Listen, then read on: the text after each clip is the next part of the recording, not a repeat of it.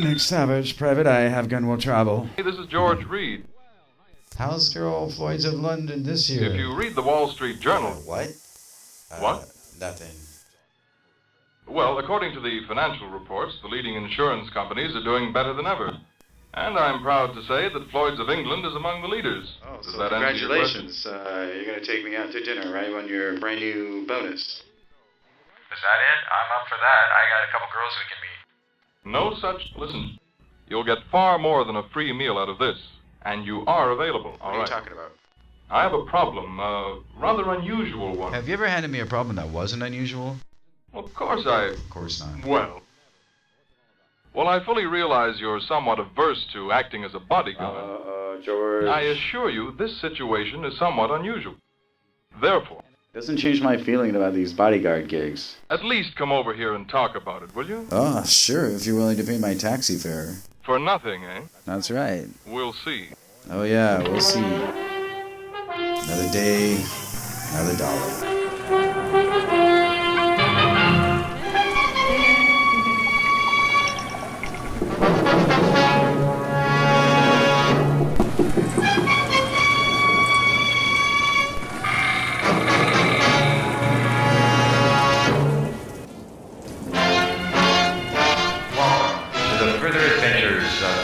Savage, Private Eye.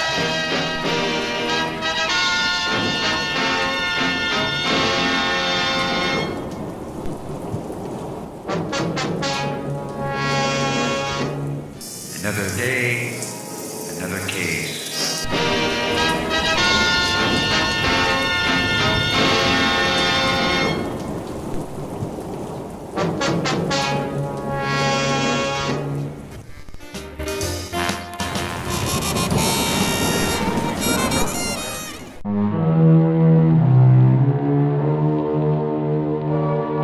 The empty threat matter.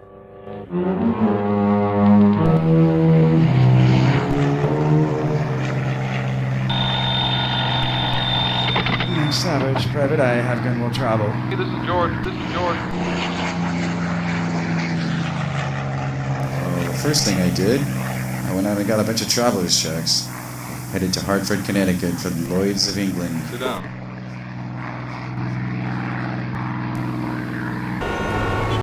I went to the Hartford Insurance Company down on 2nd Avenue. These so-called unusual problems that are usually pretty dangerous, but it's a living. So far, I've been lucky. So I took a taxi to his office. Yeah. Hey, good to see you, man. See you. Glad you could make it. Well, I'm not so sure I'm glad to be here, actually. Charles Stockerly is our client's name. He's a retired attorney. Retired attorney. Somebody that he sent to the pen is got out and is not gunning for him, right? He doesn't. He doesn't? Well, let's get on with it.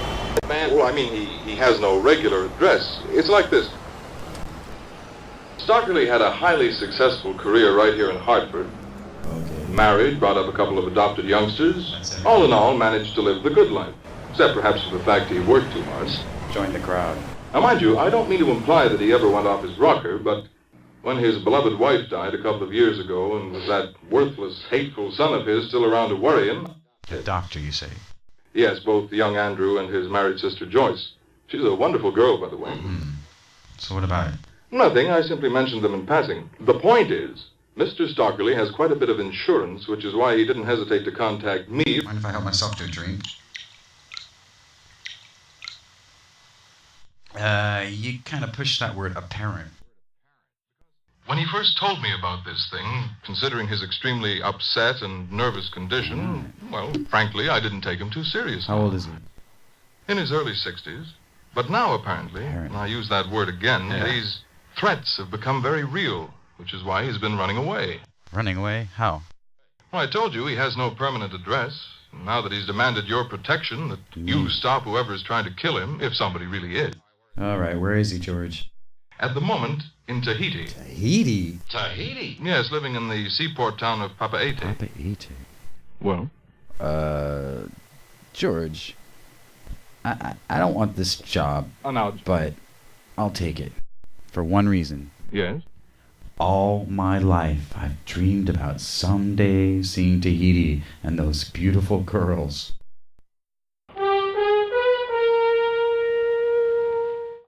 So I took a plane to the Fiji Islands. It cost me $850 and it took a whole day of flying. But finally, we flew into the little Pacific island of Baily. They took me across the island to Suma. Heavy tropical forests, millions of beautiful blossoms everywhere. Picturesque South Sea villages full of thatched huts, white sand beaches, and the amazing, clear, beautiful, light blue water.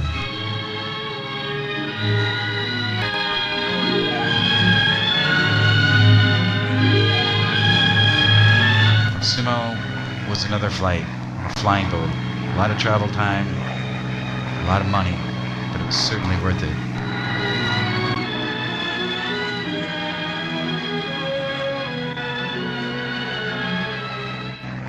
Looked up to the mountains. Beautiful climate. Ah, yeah. This is the place to get away from it all.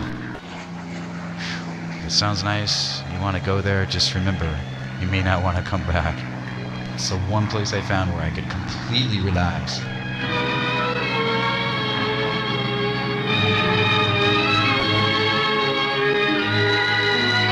I met Charles Starkley, the man who called on my assistance. But my nice, idyllic dream was quickly shattered when I found him there. Well, when I found out what was left of him.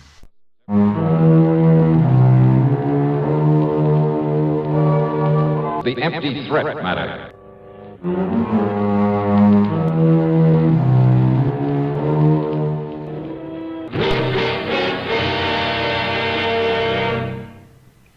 To paraphrase Gilbert and Sullivan, an announcer's lot is not a happy one. Well, not always. Want to know why? Tell you why. Take this safe driving business. Do you have any idea how many times my confreres and I have begged on bended microphone to have begged people not to kill themselves on the highways? Now, once and for all, let's get together on this. Let's understand one another. Unless you want a pack of frustrated announcers on your conscience, slow down and curb highway carnage. If you don't care about yourself, at least have a little consideration for us.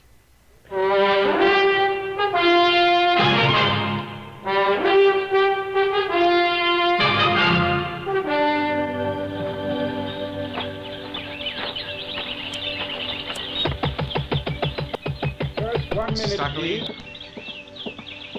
Yeah, it's Nick Savage. Mr. Stockley? No, I am Dr. Bentley. Oh, well, I'm Nick Savage, private detective. Is that Mr. Stockley? Yes, it is. What happened? Who did this to him? Is he still alive?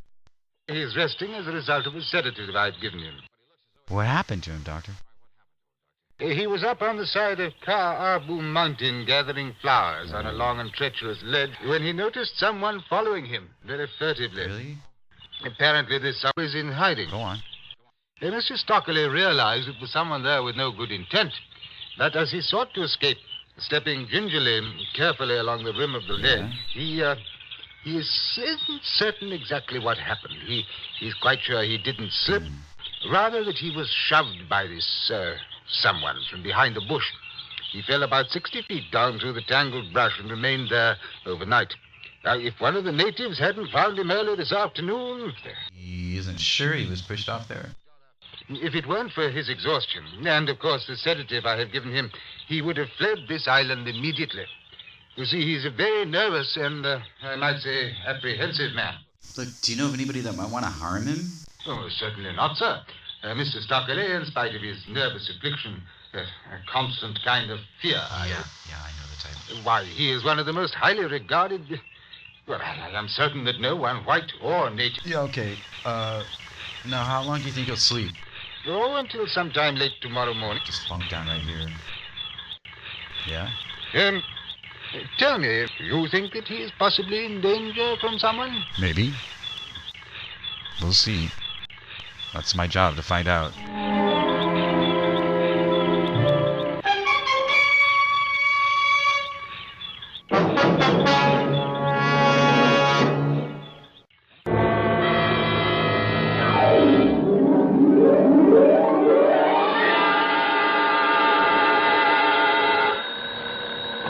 When I told the doctor my job, he was completely cooperative, helped me improvise a bed, and he had some food brought in for me. I didn't get much sleep that night. Every completely harmless sound kept me on edge. If I'd known what the morning was to bring, I would have asked the doctor to give me a sedative. Promptly at 5:30 a.m., Stockley woke up. He was so worried and nervous, I thought he'd gone completely nuts. It's no use, darling. We got to get out of here, yes? We must get away before he finds me again and kills me.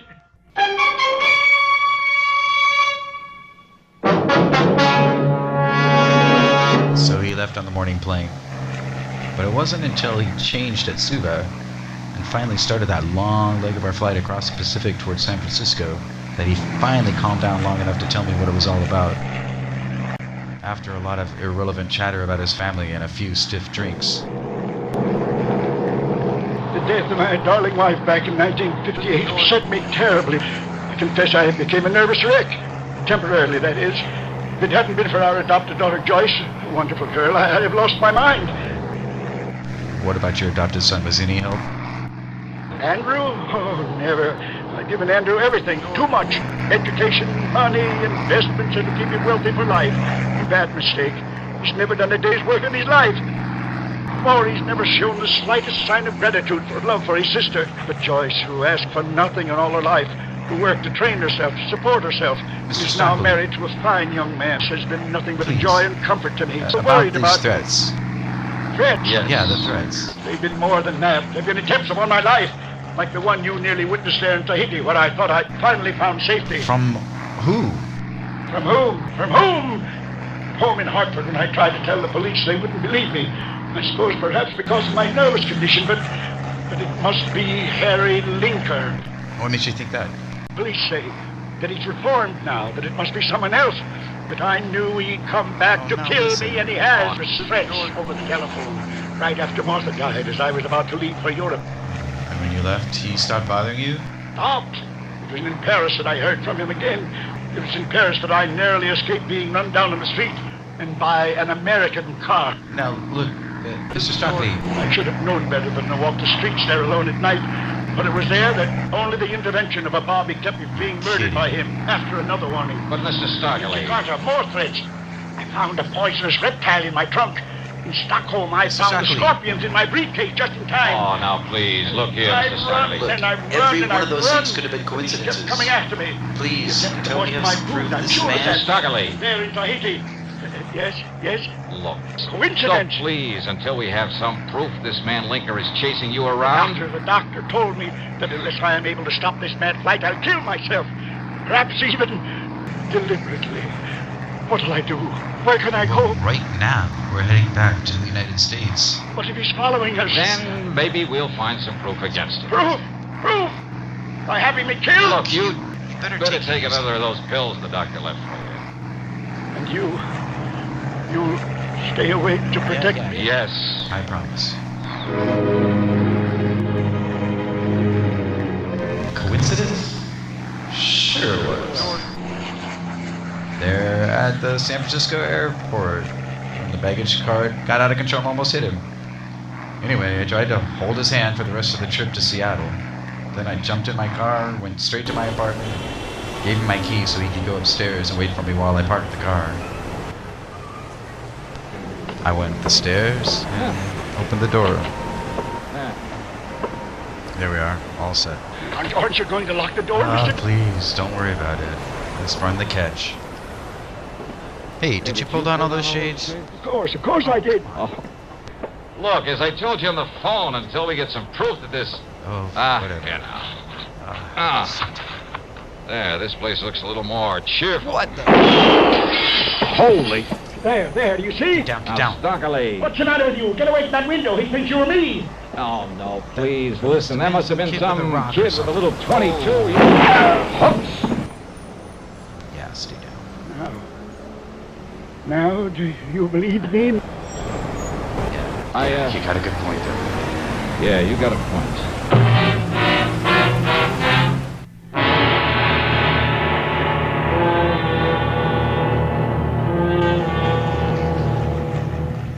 the empty threat matter.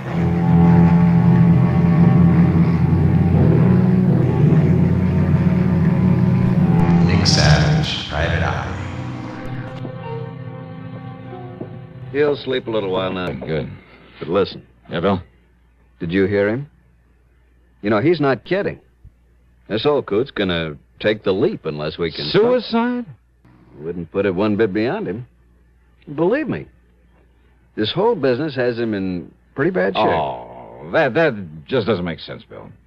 Because he's been trying so hard to run away from this killer or supposed killer. Well, sure he has. Brush up on your human psychology, boy. Okay, I'll take your word for it. Now, if you'll stick around, I'll get this bullet over to headquarters. I carefully dug one of the 38 slugs out of the wall, wrapped it in my handkerchief, and put in a fast call to Officer Peters. He arrived in short order and did what he could to find evidence, but there's nothing else. Suicide? Really? That just doesn't make sense. And if he wanted to die... At headquarters, they gave me the story that Stockley had sent me. I called on Linker at his hardware store. He actually seemed concerned about Mr. Stockley. I called Stockley's adopted daughter, and I told her about the whole situation. This is a terrible thing. If only Daddy told me so I could have done something to help. I'll go to him right away. No, just, wait. No. Don't go. He needs me. Wait, Just wait, not please. right away. Well, you can probably help your father more than anybody else, but not right now. But you'll let me know the minute we can bring him here and take care of him. Yes. Yes, sure. Now, you're sure your husband might agree to that? Of course. Oh, good. That's all I need to know. Okay. You don't think my husband could be behind this? Why, Ed feels as much affection Better for answer the Daddy as phone. I You'd do. better answer that phone, hadn't you? Oh, yes. Excuse me. Hello? Why, yes, he's right here. Oh, thanks. Hello? I've been calling all over for you. This is Bill Peters. Yeah, what's up? Listen, there was a phone call right after you left. Stockley was awake, and I made the mistake of letting him take it. Yeah? He listened for a second, got as white as a sheet, and then started yelling, no, you'll never get me. Go on. Then he slammed down the receiver and made a dive for the What? window. It's all right. I caught him in time. Oh. I gave him a stiff hypo, and, well, that's What's it. the matter with me? I tore on over to George's office at the insurance company. Good, thanks. All right, let's see if I can find it. Here, our copy of Mr. Stockerly's policy. Yeah. Good. Yeah, All right. Well, let me see if As you'll note, his adopted daughter, Joyce, is the sole beneficiary. Yeah, I see. But Andrew, the adopted son, is specifically omitted. Irrevocably. So you think he might have anything to gain by Mr. Stites. So maybe Andrew couldn't get any of Stockley's money. But that old man killed himself, neither could Joyce. And believe me, Andrew would love that. So these attempts on the old man's life, were they really? Or just part of a long, careful campaign to make him crazy and kill himself? But if that's Can true... anybody prove that Andrew actually tried to kill him? No. In spite of all sorts of opportunity, and with plenty of money to follow him all over the world, to plague him, to worry him, to... All right. Do you have his address? Well, yes, Then give it to me, quick.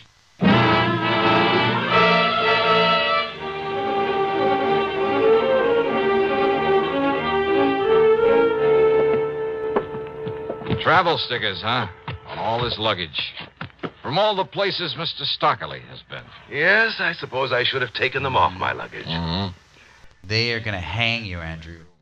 Do you think for 1 minute that you or the police can ever prove I actually tried to kill my foster father? Because I didn't. Maybe they won't need to. Maybe this is one time I'd better take the law into my own hands. No, Oh, stand yeah. back. Oh, yeah, I see. Got a gun. But you'd better let me have it. So the police can compare it with the slug I dug out of the wall. What? This is the gun you used to shoot through the window in my apartment, right? That was your apartment where he went? That's right. But it was you who drove him over there in the car. That's right. But you left him there, and I thought... Just long enough to put my car away. And I'm the one who almost got nicked by those shots of yours. And I don't like that, Andy. Stand back, I say. You better give me that gun right now. If you try to use it now, you will be in trouble. Listen, Dolly. Yeah. Randy, go out. Try this.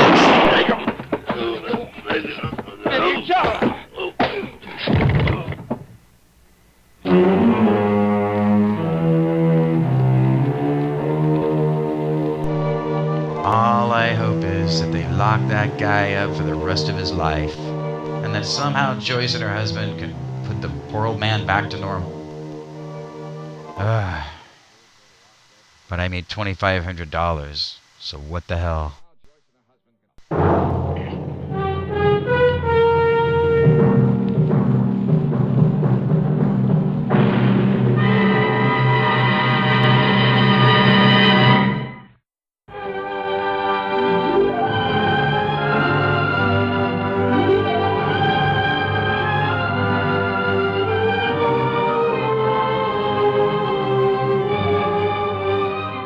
Heard in our cast were Virginia Gregg, G. Stanley Jones, Ben Wright, Ralph Moody, Harry Bartell, and Carlton G. Young. Be sure to join us next week, same time and station, for another exciting story. This is John Wall speaking. You're tuned to Radio 590 WROW in Albany, New York.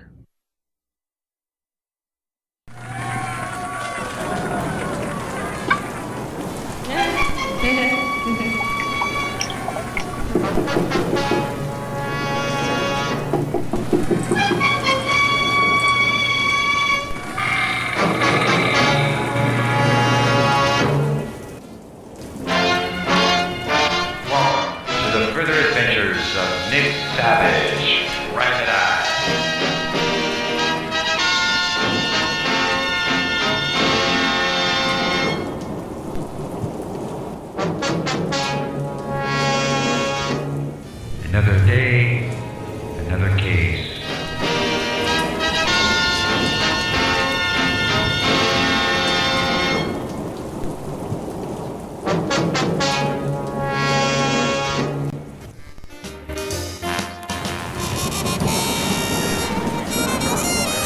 Having procured as much information as I could from our local reporter, I proceeded to call on one Trixie Delight at the Pussycat Club.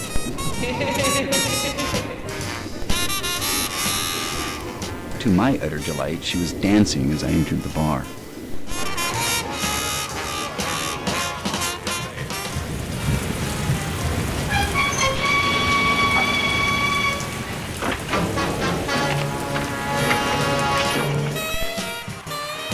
She used that pole like an expert, and I was honestly impressed. I never thought of striptease as an authentic art until I saw her routine. And let me tell you, mister, it was enough to make a guy hot under the collar, and for all the right reasons.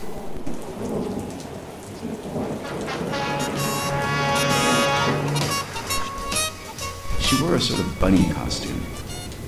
Well, it was just a pair of long ears and a cottontail, but it did the trick.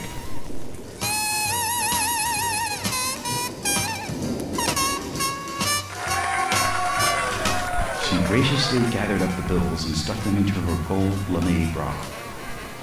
Watching her hips sway as she walked off stage reminded me of my time on a Navy troop carrier, with the waves slowly tilting us back and forth in an approximation of Trixie's seductive walk.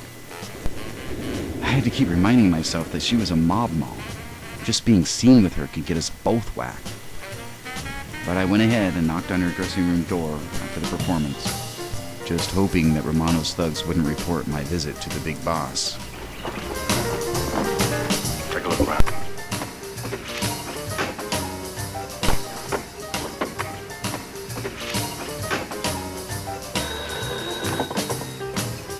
She answered the door wearing nothing but a thin, loose satin negligee.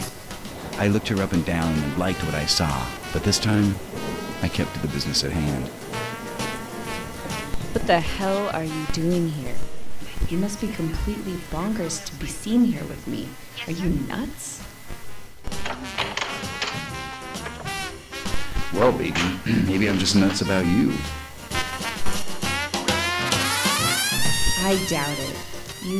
You didn't even bring me any flowers.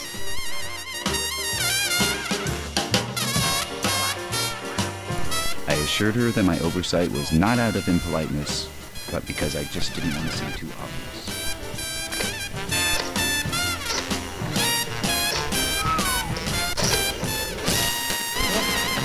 Whatever. Do you want to come in, or does that idea frighten you? I'm not afraid in the least, Trixie. Believe me, sweetheart. You're a real bombshell. Okay. I've heard it all before. What do you want? Aren't you even going to offer me a drink? I'm not going to offer you anything tonight, honey. You might as well state your business. I've got an appointment with a gangster, or haven't you heard? Oh, I've heard that, girl. But I prefer to believe that you're secretly in love with me, since I'm so handsome and beefy and all that. They say I've got natural charm. And a big ego. If I didn't know any better, I'd think you are the gangster. You've definitely got a similar attitude about women. Just don't want to have to hurt you. Frankly, I'm sick and tired of being bribed and pawed at. Guys just don't seem to know when to leave a girl alone. You should learn that.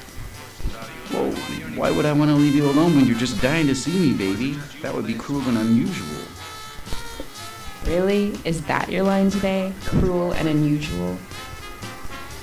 Sounds like you're arguing a case in a court, not wooing a girl. You need to update your repertoire. I think that's what they call it. Yeah, that's what they call it, but I'm sincere. I really like you, Trixie. I just don't like your boyfriend, that's all. If we can get rid of him, then I'm all yours. I'd like to see you try that, Gumshoe. You'll end up in a pretty pickle if you try anything that stupid. These guys are everywhere. I'll bet they know you're here right now. They might even be waiting behind that door. Who knows? She lifted up her leg and placed her foot on a chair by the makeup mirror. I watched enthusiastically as she pulled on a pair of sheer red silk stockings. Noticing my lascivious gaze, she pulled down the hem of her dress and gave out a sound, which is apparently what dancers do when they're bored or irritated by an admirer. I pulled up a chair and sat down close to her while she brushed her long golden locks. Trixie, you're going to have to face facts. Romano is a killer, and you're never going to be safe with him, especially if he catches you hanging out with guys like me. So why don't you help me take him down? Surely you don't believe you're his one and only. Everybody knows he's a philandering playboy when he's not strong-arming people for their money or their business. Trixie slammed down the brush of her makeup and threw a bottle of cheap perfume at me. You have a big mouth, mister. I'd shut it if I were you. You get it?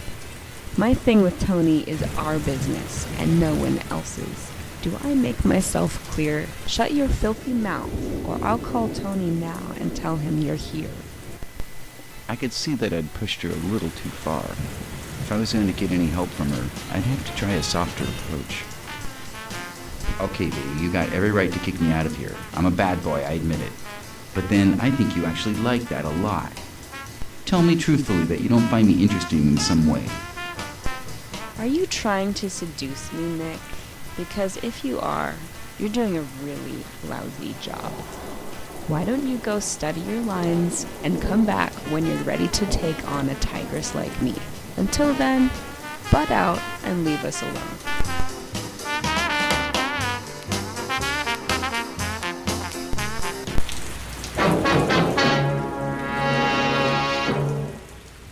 Further Adventures of Nick Savage, Private Eye.